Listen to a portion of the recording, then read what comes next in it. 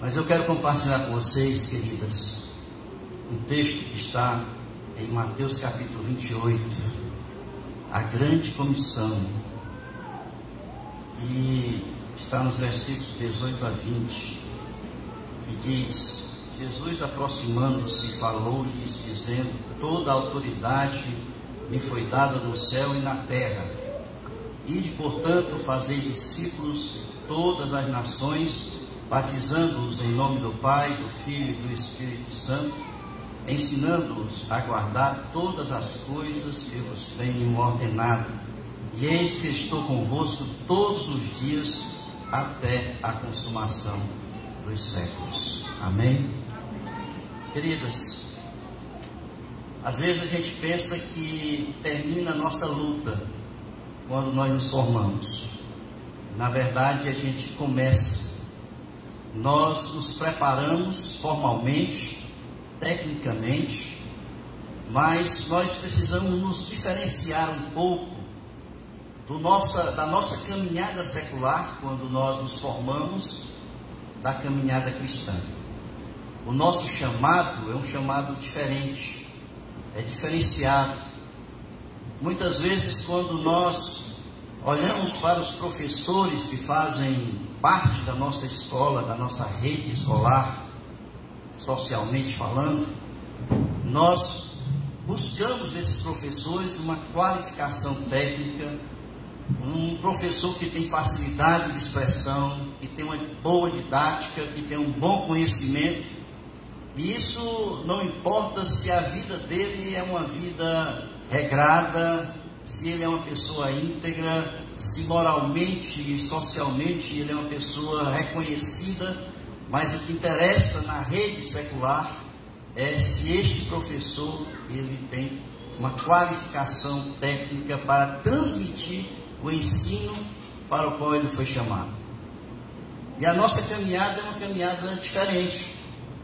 A caminhada cristã, ela, apesar de olhar para o conteúdo da qual nós transmitimos àquelas pessoas que nós ensinamos, mas a vida de quem a transmite é um ponto fundamental e básico dentro da educação cristã.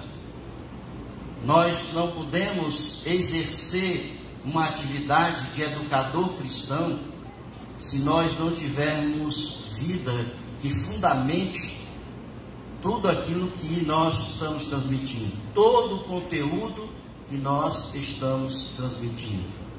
Por quê? Porque a obra não é nossa, a obra é de Deus. Quem nos chama é Jesus, é Ele quem nos envia. Ele disse na sua palavra: assim como o Pai me enviou, eu também vos envio. Então nós somos enviados de Jesus para realizar uma obra que não é nossa, mas a obra é dele, é de Jesus. Paulo vai dizer que nós somos cooperadores com Cristo. Portanto, nós estamos nos colocando nas mãos do Senhor para realizar essa grande obra, que é a obra que Jesus nos comissionou. A educação cristã, ela é fundamental no cumprimento da missão. Se a gente olhar essa grande comissão que Jesus deixou para a sua igreja, a gente vai enxergar logo que ele diz que nosso objetivo é a formação de discípulos. Nós somos responsáveis pela formação de discípulos, mas na formação de discípulos, para alcançar a maturidade desses discípulos, nós precisamos educar esses discípulos. E é exatamente o que ele diz aqui: ensinando-os a guardar todas as coisas que vos tenho ordenado. A educação está no centro do cumprimento da missão que Jesus deixou para a sua igreja. E nós precisamos então cumprir com a missão, educando as pessoas, mas ao mesmo tempo olhando para dentro de cada um de nós, para que nós possamos transmitir vida e não apenas um conteúdo que está de letras mortas, que estão contidas em livros e ensinos que são colocados à nossa disposição. nesse texto, queridos, que nós lemos, a gente observa que Jesus nos deixa 3 pontos fundamentais para que nós possamos educar as pessoas ou formar discípulos de uma forma limpa, madura, tranquila, para que eles possam seguir uma caminhada cristã moralmente íntegros, responsáveis, maduros e com a produção de frutos que seja agradável a Deus aonde eles passaram. Ele diz aqui nesse texto quem Jesus está enviando. Ele fala do conteúdo que deve ser ensinado, e ele fala também de como esse conteúdo deve ser transmitido e até onde nós iremos ensinar aquelas pessoas as quais estão sendo colocadas à nossa disposição e em nossas mãos. E eu quero então pensar com vocês um pouco sobre isso, sobre essa forma que Jesus nos deixa, e eu quero deixar como sugestão para vocês que estão se formando hoje. E eu digo, estão começando essa nova caminhada, atendendo esse chamado que Jesus fez e que vocês atenderam com muita responsabilidade, chegando até aqui. Então importa, queridas, observar que o ensino cristão, ele não deve ser nivelado ao ensino secular. Eu quero fazer uma separação em relação a isso. Entendam que a partir do momento em que vocês abraçaram esse ministério, vocês agora são observadas tanto no contexto daquilo que vocês vão ensinar, mas no contexto da vida de cada um de vocês. E o primeiro aspecto, então, dentro desse contexto que eu estou falando, é aquilo que Jesus disse, né? Quem ele enviou? Quem é que Jesus está enviando? Quem está apto para o ensino cristão? Essa é a grande pergunta e resposta que nós precisamos responder primeiro, porque o texto diz que Jesus enviou: ide, portanto, e fazei discípulos. Quem eram essas pessoas que Jesus estava enviando? Discípulos dele, pessoas que passaram praticamente 3 anos com ele. Está falando aqui para pessoas que dormiram com ele, amanheceram com ele, almoçaram, jantaram, pessoas que passaram praticamente 3 anos sendo ali ensinadas, formadas, portanto pessoas que ele achou que naquele ponto já estavam maduras para continuarem a missão que ele havia começado. Ele chama esses discípulos e ele diz: agora vão, ide e fazei discípulos. Então, a primeira coisa então, que nós precisamos entender é que vocês são pessoas que estão sendo enviadas, que foram preparadas, mas são pessoas que trazem uma bagagem cristã no coração de vocês, que tem um conteúdo da presença de Cristo na vida de vocês. E muitas vezes, quando nós estamos levando Cristo no nosso coração, nós somos identificados como pessoas que estivemos com Cristo, que fomos ensinadas por Cristo, que fomos restauradas, resgatadas e que fomos transformadas pelo poder transformador de Jesus Cristo. Quando Paulo estava falando, Pedro e João estavam ali falando no Sinédrio, em Atos capítulo 4, versículo 13, as pessoas, ao verem eles falando, eles disseram assim, que eram pessoas, não entenderam, mas eram pessoas que tinham estado com Jesus. Portanto, eles perceberam a diferença entre uma pessoa que não estava com Jesus, que não tinha estado, não tinha sido ensinado, preparado por Jesus, e uma pessoa que tinha passado ali na mão de Jesus. E ali em Atos capítulo 4, versículo 13, diz: ao verem a intrepidez de Pedro e João, sabendo que eram homens iletrados e incultos, admiraram-se e reconheceram que haviam eles estado com Jesus. Entendam, vocês estão com Jesus, vocês não estiveram, estão com Jesus. E aonde vocês estiverem ensinando, eles vão perceber a diferença de uma pessoa que tem Cristo, de uma pessoa que não tem Cristo. Ali, na missão, portanto, é fazer discípulos que espelhem a pessoa de Jesus. Vocês são pessoas que estão com Cristo, portanto, vocês espelham Jesus. Vejam, vocês estão fazendo discípulos de Jesus, mas entre Jesus e a pessoa que vocês estão ensinando, estão vocês. Vocês são meio. Vocês são a primeira pessoa para quem aqueles que estão sendo ensinados vão olhar. Eles não vão olhar para Cristo primeiro. Vocês serão exemplos. Por isso que a vida é importante. E é por isso que Paulo vai dizer: sede meus imitadores, como eu sou de Cristo. Porque aqueles a quem ele estava ensinando, aqueles a quem ele estava discipulando, eles estavam olhando, estavam observando e estavam aprendendo com Paulo. Portanto, eles são primeiro discípulos de vocês. Primeiro eles são alunos de vocês, alunas de vocês, para depois serem discípulos de Jesus. Daí a importância de quem Jesus está enviando para ali ensinar a palavra de Deus. É necessário um cuidado desdobrado para que vocês não sejam desqualificadas na missão que vocês estão recebendo de Jesus. Começar uma obra e ser desqualificado no meio da obra é algo que é penoso para todos aqueles que iniciam o ministério.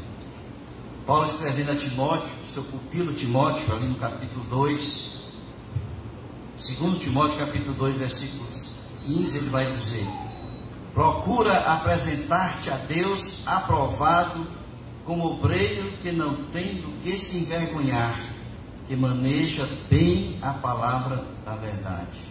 Ou seja, que vocês possam conduzir a vida de vocês de tal forma que não exista nenhum motivo de vergonha que possam ali estar se desqualificando enquanto cristãs, enquanto filhas de Deus. Diz ainda Paulo ali em 1 Coríntios capítulo 9, versículo 27: esmurro o meu corpo e reduzo a escravidão, para que, tendo pregado a outros, não venha eu mesmo a ser desqualificado. Às vezes, a maior luta que nós temos durante o ministério que nós assumimos, a missão que nós assumimos, é exatamente nos manter íntegras, submissos à palavra de Deus, obedientes à vontade de Deus, para que nós não venhamos realmente a ser desqualificados por Deus. A obra é dele, é ele quem nos chama, e nós precisamos nos qualificar não para a igreja, nós precisamos nos qualificar para Deus. Sendo qualificados em Deus, automaticamente nós estaremos qualificados para a igreja, para aqueles a quem nós servimos. Portanto, lutem para que vocês possam controlar os impulsos, controlar a natureza, muitas vezes, que nos conduz à desobediência, para que sejamos e cheguemos ao final dessa caminhada como pessoas reconhecidas, qualificadas para receber a coroa que nos espera ali, quando nós tivermos um encontro com Jesus. O apóstolo Paulo diz ainda que os que rejeitaram a boa consciência naufragaram na fé. Ali em 1 Timóteo capítulo 1, versículo 19: mantendo a fé e a boa consciência, porquanto alguns, tendo rejeitado a boa consciência, vieram a naufragar na fé. E assim fica o meu primeiro conselho para vocês: procurem, cuidem da sua vida, da vida de cada um, para se apresentar como obreiro aprovado pelo Senhor e não ser desqualificado para a boa obra do ensino cristão. O segundo aspecto que a gente entende desse texto aqui, é sugestão para vocês, é o conteúdo do ensino cristão. Jesus diz aqui, ensinando-os a guardar todas as coisas que eu vos ordenei. Então, o que está aqui como conteúdo é a palavra de Deus. Nós não podemos nos desviar desta palavra. Nós somos muitas vezes tentados, irmãos, a usar os benefícios das profissões seculares das quais nós fazemos parte. Muitas vezes nós somos leitores de livros diversos que aparecem, muitas vezes até de autoajuda. Muitas vezes somos tentados a usar algumas tendências a sermos coach nos púlpitos das igrejas. Nós precisamos ter cuidado, porque muitas vezes quando usamos essas técnicas ou quando usamos ensinos de outras profissões, nós somos conduzidos a nos desviar da palavra de Deus. E aqui o que está no nosso centro, está no centro do ensino, são todas as coisas que Jesus nos ordenou para que ensinássemos as pessoas a guardar. Nos ordenou todas as coisas. Interessante isso, porque a gente pegar algumas coisas que são interessantes e deixar outras de lado.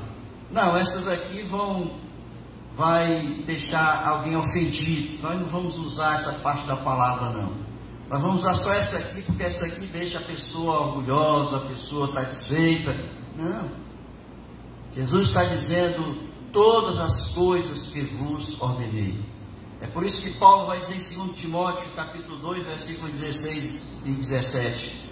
Toda a escritura é inspirada por Deus e útil para o ensino, para a repreensão, para a correção, para a educação na justiça, a fim de que o homem de Deus seja perfeito e perfeitamente habilitado para toda boa obra. Daí se tira alguns ensinos daquilo que Paulo está nos dizendo. Primeiro, o educador cristão, ele deve se esmerar no conhecimento da palavra de Deus. Vejam que o instrumento que vocês têm do ensino é a palavra de Deus. Portanto, vocês têm por obrigação se esmerar no conhecimento da palavra de Deus. Não é apenas ler, é conhecer. Não é decorar, é guardar no coração, para que a gente não venha a errar nos nossos ensinos e na nossa própria vida. Jesus disse que em Mateus 22, 29, errais não conhecendo as Escrituras e nem o poder de Deus. Portanto, procurem conhecer com profundidade a palavra de Deus. Eu sei que vocês leem a palavra, eu sei que vocês conhecem, mas a palavra de Deus, ela se renova a cada dia. Ela é infinita na sua sabedoria. Quanto mais nós lemos, mais nós conhecemos, mais nós aprendemos, mais coisas Deus nos revela para que nós possamos passar àqueles que precisam para amadurecerem espiritualmente. Diz ainda aqui o autor aos Hebreus, porque a palavra de Deus, ela é viva e eficaz, mais cortante do que qualquer espada de 2 gumes, penetra até o ponto de dividir alma e espírito, juntas e medulas, e é apta para discernir os pensamentos e propósitos do coração. Então, conheçam, leiam, aprendam, deixe que Deus fale no coração de vocês e repassem aquilo que Deus está falando a cada coração. O educador cristão guarda essa palavra no coração para viver essa palavra, vai fundamentar a vida de vocês, para que assim vocês sejam agradáveis a Deus. E eu quero encerrar então com o terceiro aspecto que Jesus nos ensina aqui nesse texto. Às vezes você diz assim, a minha missão encerrou. Talvez aqui o SEC esteja dizendo, a nossa missão encerrou aqui, não é Solange? A nossa missão encerrou aqui. É como se nós tivéssemos um parâmetro. É como se nós pegássemos ali uma criança na escola bíblica dominical e nós começássemos a ensinar essa criança, e depois de um certo tempo a gente chega a dizer: não, essa criança já está pronta, vamos soltar essa criança que ela já está pronta. Mas o ensino, ele é infinito, não existe fim para o ensino. Nós só seremos perfeitos, irmãs, quando nós formos glorificados. Isso só vai acontecer quando nós formos chamados ali, ao encontro de Jesus nas nuvens. Portanto, o ensino não se encerra, é constante, é contínuo, não para. Quando Jesus diz assim: ide e fazei discípulos, ele não disse a quantidade, ele não disse o tempo, mas ele deixou a coisa como se fosse algo infinito, até que ele venha. Até que ele venha, é a nossa missão: fazer discípulos, ensinar todas as coisas, para que possam guardar no coração e se tornarem verdadeiramente discípulos de Jesus. Eu quero terminar com aquele texto que está em Jeremias, foi lido até aqui entre nós, capítulo 18, versículos de 1 a 6. E diz assim: palavra do Senhor que veio a Jeremias, dizendo: dispõe-te e desce à casa do oleiro, e lá ouvirás as minhas palavras. Desci à casa do oleiro, e eis que ele estava entregue à sua obra sobre rodas. Como o vaso que o oleiro fazia de barro se lhe estragou na mão, tornou a fazer dele outro vaso, segundo bem lhe pareceu. Então veio a minha palavra do Senhor: não poderei eu fazer de vós como fez este oleiro, ó casa de Israel? Diz o Senhor: eis que como o barro na mão do oleiro, assim sois vós na minha mão, ó casa de Israel. Queridos, esse texto ele fala muito forte ao coração dos educadores cristãos. Entendo que aqui nós temos lições preciosas. Nós temos aqui um vaso precioso de ensinamentos. Eu fico imaginando Jesus preparando assim cada obreiro, cada discípulo.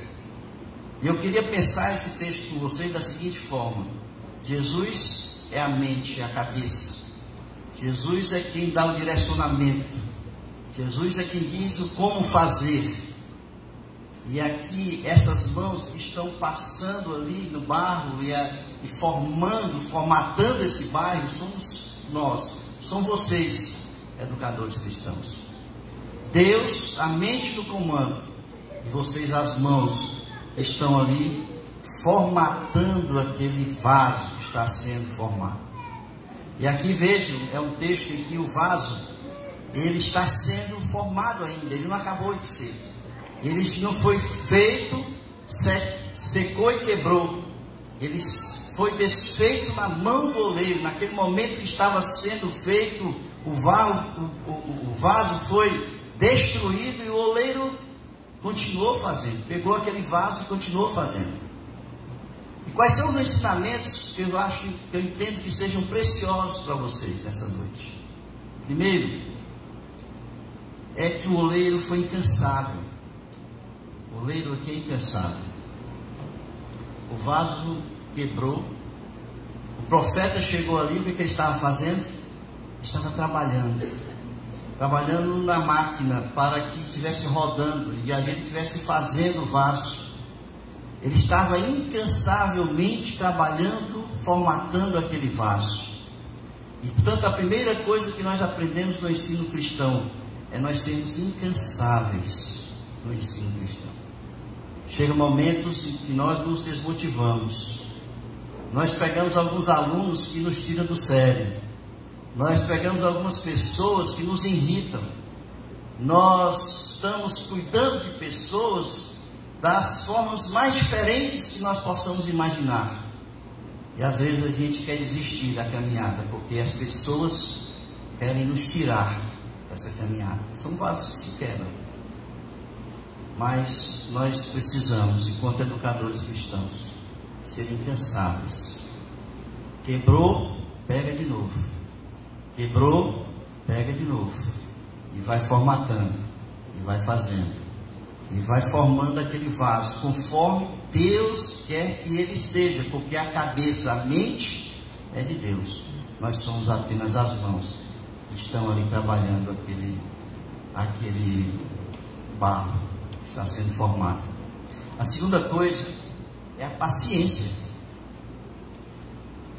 É a paciência que nós devemos ter. Imagine, o vaso está ali sendo feito, quebra.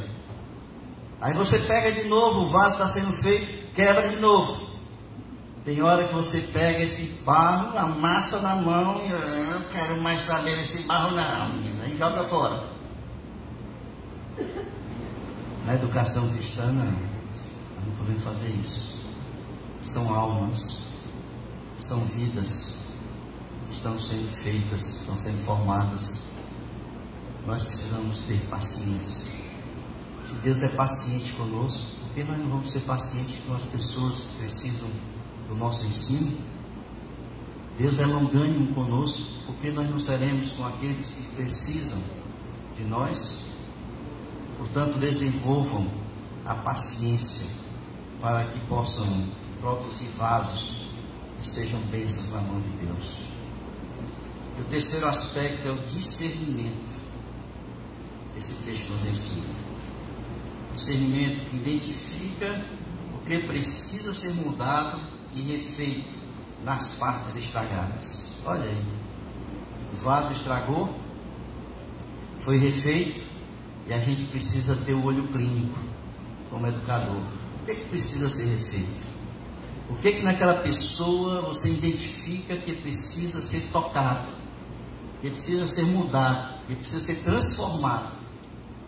Nós precisamos, enquanto educadores cristãos, ser um pouco psicólogos também, para nós identificarmos os pontos das quais nós precisamos atacar, para que aquele vaso se complete na sua integridade, formado, maduro, e assim possa acolher tudo aquilo que Deus quer colocar dentro dele. Amém, queridos? Essas são as sugestões que eu tenho para vocês nessa noite. Nós somos cooperadores da obra do Senhor. Vocês são cooperadoras na obra do Senhor. Se coloquem nas mãos dele. Procurem uma vida íntegra, moralmente íntegra, e assim desenvolvam o trabalho para o qual vocês foram chamados. Lutaram, chegaram até aqui, são vencedoras. Parabéns a vocês. Mas nós precisamos também receber esse canudo do Senhor Jesus. Que Deus abençoe.